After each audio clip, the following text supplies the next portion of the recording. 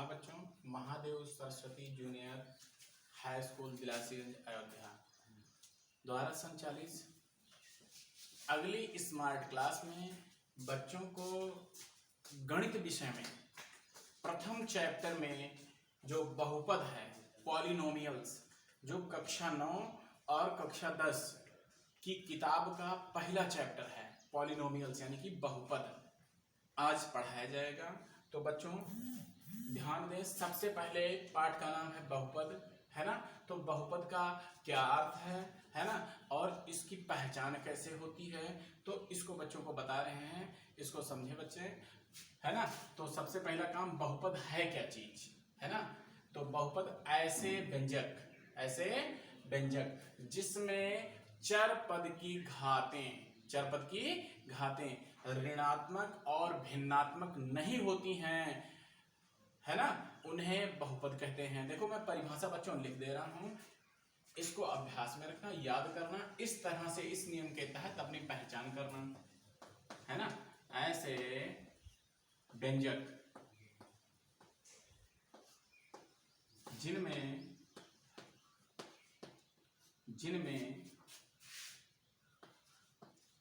चर पद की घातें ऋणात्मक और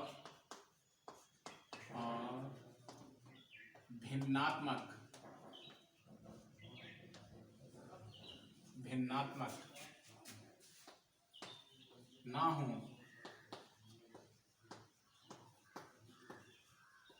बहुपद, है ना, बहुपद कहलाते हैं।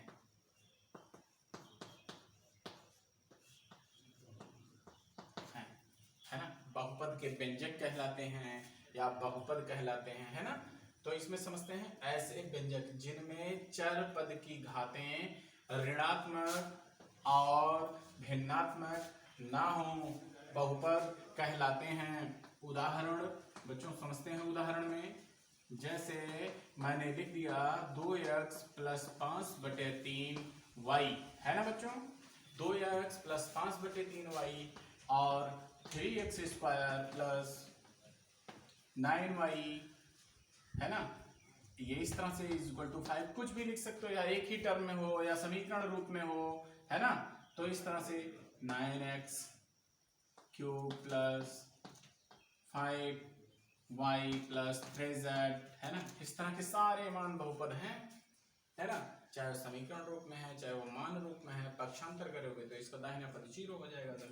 बहुपदीय व्यंजक कहे जाते हैं, बहुपद कहलाते हैं। तो ये सारे व्यंजक, सारे पदों के समूह बहुपद। और दूसरी तरह समझे, बहु मीन्स कई और पद मीन्स व्यंजक, पूरा सा जो व्यंजक बनता है, पदों के समूह को व्यंजक कहते हैं। तो बहुपद कई पद मिलकर क्या बनाते हैं, एक व्यंजक बनाते हैं, है ना, बहुपद बनाते हैं। तो बच्चों इसमें समझो 2x + 5/3y यह एक बहुपद है ना। लेकिन अब बात सुनो, इसमें भिन्नता मैं समझा दे रहा हूं, है ना। कौन से व्यंजक बहुपद नहीं होते हैं। अब बच्चों ने सीखा बहुपद होते हैं, लेकिन अगर तुम्हें पहचान में किया जाए, मैंने परिभाषा में क्या दिया, है ना, ऐसे व्यंजक जिसमें चर पद की घातें, जैसे बच्चों यहाँ पे 2x + 3y - 1, समझते हैं, ऐसे व्यंजक जिनमें चर पद की घातें, चर का मतलब अक्षर और अचर का मतलब गिनती, है ना। कोई भी गिनती जिसका मान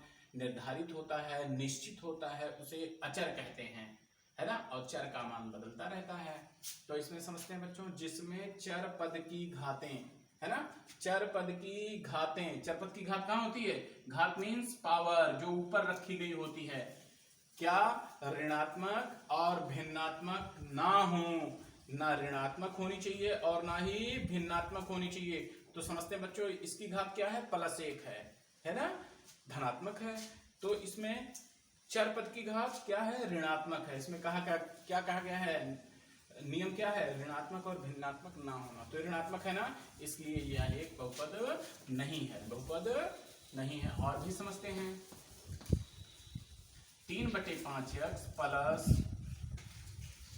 2y⁻1/3। तो बच्चों समझो फिर, इसमें मैंने क्या बताया कि जो है चर पद की घातें धनात्मक होनी चाहिए, लेकिन ऋणात्मक ना हो, ना ही भिन्नात्मक। देखो भिन्नात्मक है इसलिए यह एक बहुपद नहीं है। और भी समझते हैं, अगर कैसे लिखा है 5√x प्लस 27y की पावर 2। अच्छा बच्चों बताओ क्या ये बहुपद है? क्या ये बहुपद है?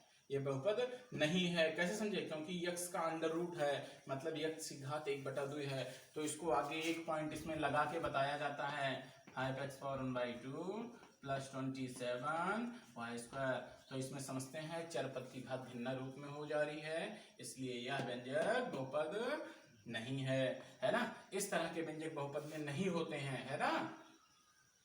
अब बच्चों के प्रश्न किस तरह से आने हैं, किताब में कैसा क्वेश्चन दिया गया है। तो बच्चों सबसे पहला काम बहुपद की परिभाषा, इनकी पहचान, और प्रश्न बच्चों को मिलता है निम्नांकित में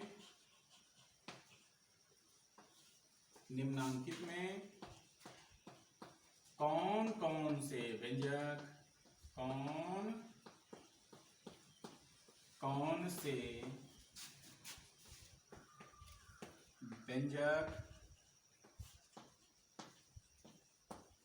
बहुपद हैं, है ना। कौन कौन से व्यंजक बहुपद हैं, इन्हें पहचानना है। तो बच्चों देखते हैं मैंने क्या मान दे दिया, 3/y। ये देखते हैं डी वाले में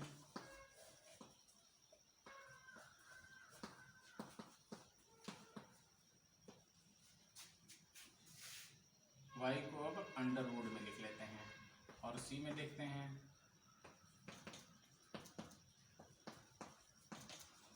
और डी में देखते हैं, पहचानते हैं इसी तरह से 7x² - 5/3y, ये इस तरह का मान। तो इसमें कौन सा बहुपद है, कौन सा व्यंजक बहुपद है, कौन सा व्यंजक बहुपद नहीं है, बॉक्स में भी लगा हो सकता है बुक्स का क्वेश्चन, तो तुम्हारे ऊपर है, समझते हैं। इसमें हो भी सकता है, नहीं भी, उसके बॉक्स का कोई विशेष मान्य नहीं, बाहर कोई गिनती है नहीं, तो बॉक्स लगा हो या ना लगा हो कोई मतलब ना होता है। इसमें समझते हैं कौन सा व्यंजक बहुपद है। तो देखते हैं 2x + 3/y। तो इसमें हम पॉइंट अगर लिखने लायक है, सॉल्व होने अगर आगे हो रहा है तो कर लेते हैं। देखते हैं पॉइंट नंबर 1 का सॉल्यूशन। सबसे पहले सॉल्व थोड़ा कर लेते हैं, है या नहीं है। किसी बच्चे ने कह दिया नहीं है, या किसी बच्चे ने है, तो कारण उसका थोड़ा सा बताना पड़ता है। तो यहाँ पे देखते हैं किस तरह से इसको थोड़ा हम बदल सकते हैं, ये देखते हैं। पर प्रश्न की परिभाषा के अनुसार बदल देते हैं।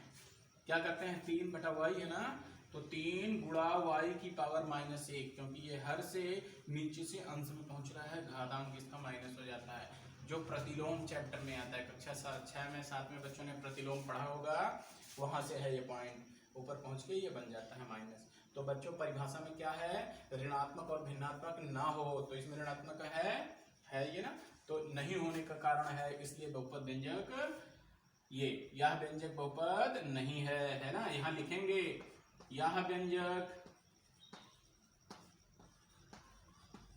बहुपद नहीं है।